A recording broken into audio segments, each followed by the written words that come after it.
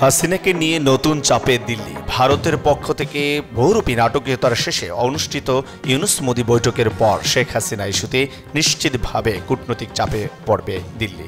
বহুল আলোচিত এই বৈঠকে শেখ হাসিনাকে ফেরত চাওয়া হবে কিনা তা নিয়ে কূটনৈতিক মহলে ছিল নানা আলোচনা, কিন্তু সব আলোচনার অবসান ঘটিয়ে ব্যাংককে বিমস্টেক শীর্ষ সম্মেলনের ফাঁকে ভারতের প্রধানমন্ত্রী নরেন্দ্র মোদীর সঙ্গে বৈঠকে প্রধান উপদেষ্টা ডক্টর মোহাম্মদ ইউনূস সাফ জানিয়ে দিলেন শেখ হাসিনাকে বাংলাদেশে ফেরত পাঠাতে হবে।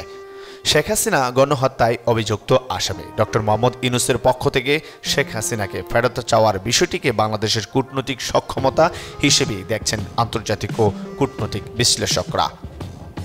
শেখ হাসিনাকে ভারত ফেরত পাঠাবে কিনা তা ভবিষ্যতের বিষয়, কিন্তু ডক্টর মোহাম্মদ ইউনূস শেখ হাসিনা সহ ভারতের সঙ্গে দ্বিপক্ষীয় অন্যান্য ইস্যু যেভাবে তুলে ধরেছেন তা বাংলাদেশের পররাষ্ট্রনীতির ক্ষেত্রে এক ইতিবাচক অর্জন।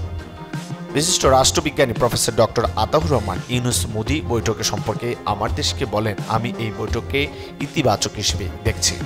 বেইজিংয়ে চীনের প্রেসিডেন্ট শি জিনপিংয়ের সঙ্গে ফলপ্রসূ বৈঠকের এক সপ্তাহের মধ্যেই ভারতের প্রধানমন্ত্রী নরেন্দ্র মোদীর সঙ্গে ডক্টর মোহাম্মদ ইউনূসের এই কূটনৈতিক বাংলাদেশের কূটনৈতিক সক্ষমতারই প্রমাণ বহন করে। এই বৈঠকের মাধ্যমে ডক্টর মোহাম্মদ ইউনূস তার কূটনৈতিক দক্ষতার প্রমাণ দিয়েছেন। তিনি আরও বলেন, ভূরাজনীতিতে বাংলাদেশ এখন এই অঞ্চলের অন্যতম খেলোয়াড়, যা ডক্টর মোহাম্মদ ইউনূস দেখিয়ে দিয়েছেন।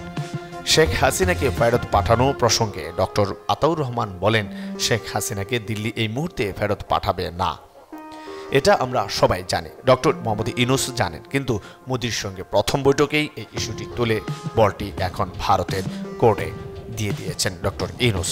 নিশ্চিতভাবে ভারত শেখ হাসিনার ইস্যুতে এক ধরনের চাপের মধ্যেই থাকবে, কারণ আগামীতে শেখ হাসিনার বিচার হবে, বিচারে তার সাজাও হতে হবে।